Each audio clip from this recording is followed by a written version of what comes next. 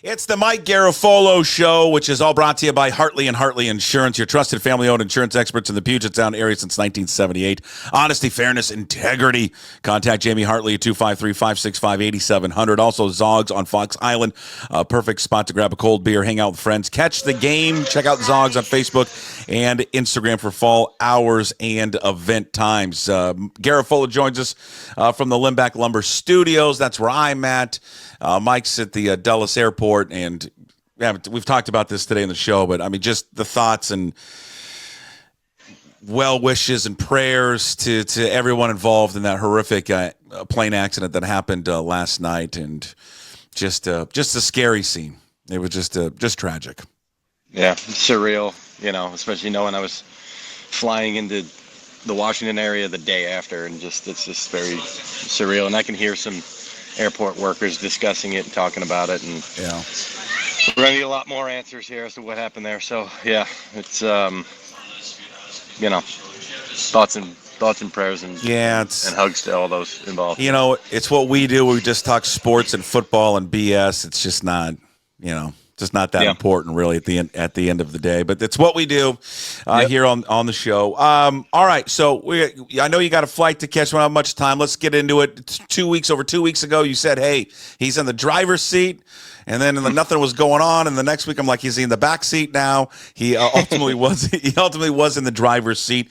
Why did they land on Kubiak? And I'm assuming this was their number one choice from the get-go. And what was the holdup, Mike? Yeah. They wanted to do a thorough process. When we talked last week, I said it's going to take through the weekend, it sounded like, because Mike McDonald wanted to conduct a full, thorough process. Again, it felt like a rushed marriage last year for him and the OC. And this one was not going to be that. This was going to be the opposite. And so he did it. And he, despite the fact that Kubiak was in the driver's seat, the lead guy there to start, went through the whole way and met with all these guys in person, and in the end settled on a guy that, we saw what happened when the Saints had a healthy offense to start the season last year. The explosiveness down the field, the ability to marry the run game with what they want to do offensively and defensively. I mean, that's a big Pete Carroll thing. We were just talking about that a couple of days ago with regard to what Pete wants to do and his philosophy. And he's not saying this is it, but it's how does the run game fit into your identity and everything that you do. And Clint Kubiak and the Kubiak tree and the Shanahan tree, and I guess it's some of the McVay tree. I mean, they all kind of intersect at this point. But that's in the end they decide that this is the guy for the job, and they got great reviews on him out of New Orleans as well. They got really good feedback in that regard. So all that led to him being the guy. Was there ever a thought, at least from his perspective, that he was delaying it at all, maybe from his end, because he was interested in the Saints head coaching job? He wasn't going to get that, but he was in the mix for other OC jobs. I mean, he was in the mix with the Jets, blanking on who else. So I'm sure he had conversations across the board to decide, is this the best situation for me? So on Sunday, when we broke the story, we had kind of had it 4 or 5 hours earlier that it was done. And we were waiting all day, and there was, not to say that there was a holdup, but there's a whole lot going on there, and it was kind of on our end, like, wait a minute, is this not going to happen here? But in the end, it was just to make sure that all the ducks were in a row and all the communication toward him and his family was complete, and in the end, wound up being the guy. Hey, there was I don't know if you saw it. Did you see the social media post from Hank Fraley's wife? She interaction with some fans, and she said, hey, we were close. We were really close to going to Seattle, but ultimately we decided not to do it. Do you know what was offered to Hank Fraley? Because I have a hard time thinking that he was offered the offensive coordinator position and turned that down. I don't believe that to be the case, and they were looking for the potential to have a split role. Not a split role, but I know we talked about this and you asked me about this, but more of a run game coordinator versus overall offensive coordinator type thing. I'm sure that was tugging on him a little bit, but decided to go back there to Detroit where they've got some unfinished business, maybe where he's comfortable, where he knows he's got a great offensive line, where he knows he's got 2 great running backs, and decided that was the best move for him. So I don't. It's not like he turned down the unquestioned OC to go back to Detroit. That's not what I'm hearing. Yeah. It's more plausible that he was offered kind of a similar role what he has in Detroit. You're going to be a run game coordinator working with someone else. Well, but sometimes it's like they give him that title just because they want to give him a title. Like sometimes they want to pry a guy here. There's a coach up for something now. David Blau out of Washington, and they already hired a quarterbacks coach in Chicago, so he's interviewing, and they got to give him something. So it's like you're going to be pass game coordinator, so you won't be the quarterbacks coach. So sometimes the title is there to kind of get a guy somewhere, and sometimes the title is, you've got a little bit more pull here, a little bit more. You're the guy that's really in control of the run game or the pass game. So I think that was a part of the discussion with Seattle, but in the end decides that he's going to stay in Detroit as run game coordinator there. How much pull and say do you think Kubiak will have in the decision for Seattle moving forward with their QB situation? And do you think Kirk Cousins and him could have a reunion? Yeah, I mean, Kirk's going to be an option for some of these teams. Look, I'll tell you this, being down, well, not here, I left Mobile, but being down at the Senior Bowl in Alabama where these conversations are starting to be had, Sam Darnold continues to be talked about as the belle of the free agent ball. And the thought with Cousins is that he just might be cooked, that he just, certainly his camp is saying, well, he's just coming off the Achilles. It was still affecting him.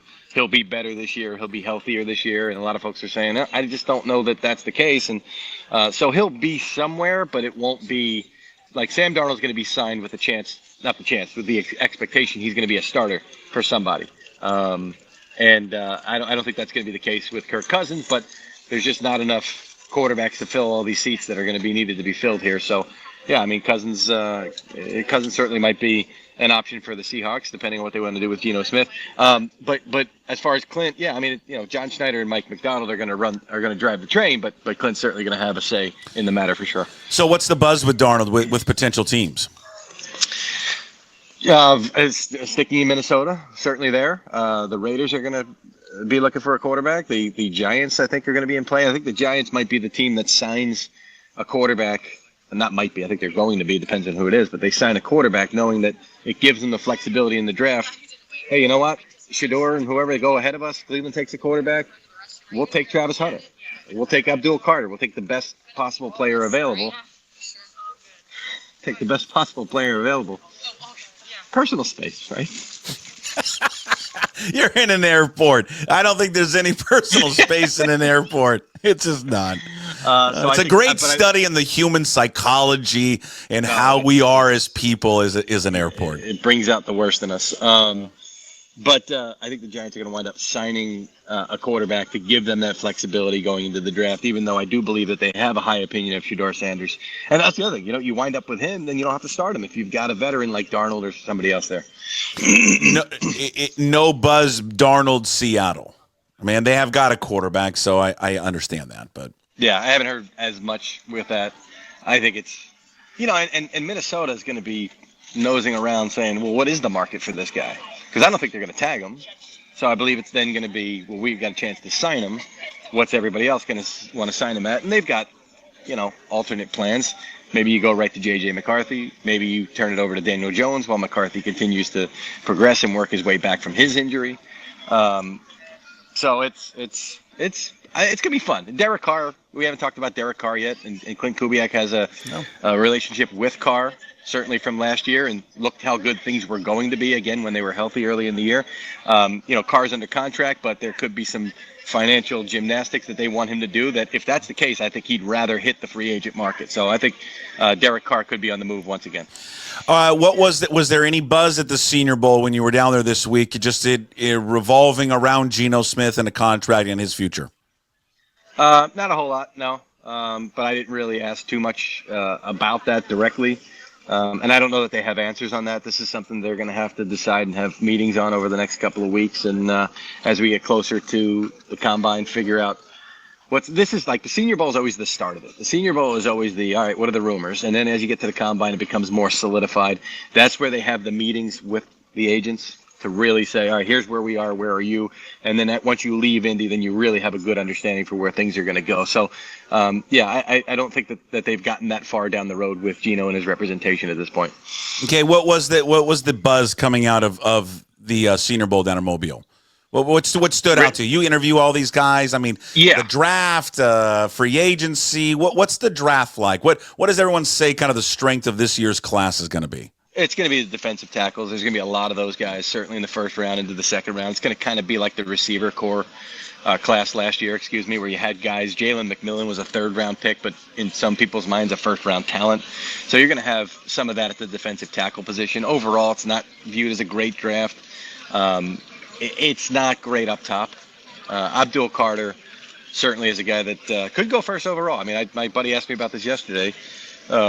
He's like, yeah, I saw some Abdul Carter first overall. I said, no, maybe Abdul or maybe Travis Hunter, maybe a non-quarterback going up top there. So, it's not going to be the sexiest draft. The Senior Bowl was nowhere near, from a talent standpoint, what we saw last year. There were 10 first-rounders at the Senior Bowl last year. To a couple of quarterbacks. Now, they pulled out and didn't play in the game at the end of the week, a lot of these guys, and I think Penix played just a series or so. Yeah. I can't remember if Bo Nix played at all. I believe Sam Hartman had to play the whole game because the other quarterbacks pulled out. It's from the game standpoint, it's not going to be much different. But from a practice standpoint, Quinyon Mitchell was there last year, the Eagles cornerback that was just dominating. You didn't really see a whole lot of that here. So I think that the talent level, and I think that speaks to the entire draft, to be honest with you. But there's other factors like Ohio State, Notre Dame, those guys weren't in this game because of how late the season ran.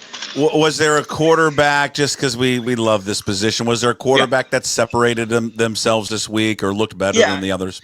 I think there's excitement for Jackson Dart, with some people saying he could. I had a guy, no skin in the game, say he might be a top 10 pick after all is said and done, just because of the need at the position and the lack of talent there. So I think Jackson Dart is the guy that could be the climber. He's talked about as a dude, like love that one. He's a dude. He's just a football player. Yeah, he's a dude. He's a presence, So he's the kind of guy that will help himself in interviews too. I think that you want that from a quarterback. You want a guy that's going to walk in the room and your quarterback is in the room. What was your favorite? A couple more things. I know you got to go. What was your favorite press conference this week? The we're taking our shot with Shotty. Was it the Schottenheimer Dallas? Was it Pete Carroll and Marshawn Lynch yelling in the background? Raiders. Yeah. Was it Liam Cohen and the Duval? I mean, which was your favorite one? Well, my favorites are always the train wrecks, right? So I think it's probably I was flying during that, so I was catching up via clips later. I'm like, why is Jerry crying? I don't understand why is Jerry. And then it was explained to me that Schottenheimer was crying. He was thinking about his father, and then Jerry kind of got caught up in that. Sitting right next to you. How close? How close? Kids? Arm's reach. No kids. No kids. God, I love it. I love personal space violation. 45, 40. Yeah, good for you. You're a handsome guy. That's why people are attracted to you. So, a little late, Puck. 20 years ago. Yeah, I know. Well, you can still. It's still you can window shop. The Liam Cohen was my favorite one. That was my favorite one. He's just such a goober. So weird. So weird. Now we talked about this on the show last night. Before we start, categorizing these guys as disasters. No, Nick Sirianni had the worst press conference of all time. And, it was awful. He's doing just fine. So it was post-COVID. He was in a room with a camera. The water was like he was looking for his water, kind of Marco Rubio-ish, if I recall correctly. Yeah. And it just led to him being uncomfortable, and it just snowballed from there. But. Yeah. And the players were like, "Oh my God, this is our new." And so he recovered within the locker room and outside of it as well. Okay, last thing for you. I'm gonna praise you because my God, man, like how much are you lifting? Huh? Illinois wide receiver this? Pat Bryant joins us after practice here on Wednesday at Senior Bowl week. Out. How we do? Work it out. Look at you're bigger than the player. You're bigger than the guy, Pat Bryant, the guy you're interviewing. Look at these arms. Pat Bryant was amazing. If you haven't seen that interview, please go check it out. Not for he was my great, guns, but for his answers, he was fantastic. Look at the guns on you, Garafolo. I mean, first of all, you're wearing a kid's small shirt. That's fine, but look at this. Look at these pythons on you. And here's the best thing is you're across the way from Rappaport, who doesn't look like he's ever picked up a weight in his life. Just like he's lifting weights now. So he was doing just what's the bike? The Peloton. He was just doing the Peloton. And I'm like, dude, you got to lift weights. Like, that's what happens. You got to build bone density as you get older. Like, that's how you stay active, stay mobile. Yeah. Keep yourself out of wheelchairs and the like. All right, and he's like, Peloton's great. And then somebody got to him, and now he's lifting weights. He's doing the tonal, which is the video board that you work out in front of. He's got all the money. Peloton, tonal. He's probably getting deals on all this stuff, too. He probably is. But he's lifting weights now, and he was like, he's like Kenny Banya from Seinfeld, where he's like, I went from a 40 to a 42. I'm huge. He keeps saying that. He's like, I'm huge. Look at you. You need to be a male model. I mean, when the NFL reporting is over, I don't know how like some Italian clothing line doesn't sign you to some deal. That sounds great. Sounds amazing. Yeah, why don't you help me get one? I will. We're going to do it. Look at that. It's a great interview, by the way. I watched the whole thing. He's very. You guys were great. He was wonderful. Great guy. His breakdown. I had been talking to his receivers coach before that interview, and the receivers coach was telling me, like, before the play we flipped him, and I told him to flip, and we did the interview, and he says in the interview he flipped. And so he goes through the whole thing. He was fantastic, and had a pretty good week. Down there in Mobile, so he can play anywhere across the board. So keep an eye on him as a potential draft sleeper here. Okay. All right. There it is. A shorter version of the Mike Garafolo Show, brought to you by Hartley and Hartley Insurance. Also Zogs on Fox Island, as some person continues to get closer and closer to him and violating his personal space at the Dulles Airport. Garafolo joining us. I'm inside the Limback Lumber Studios. All right. Safe travels home, and we'll talk about the Super Bowl next week.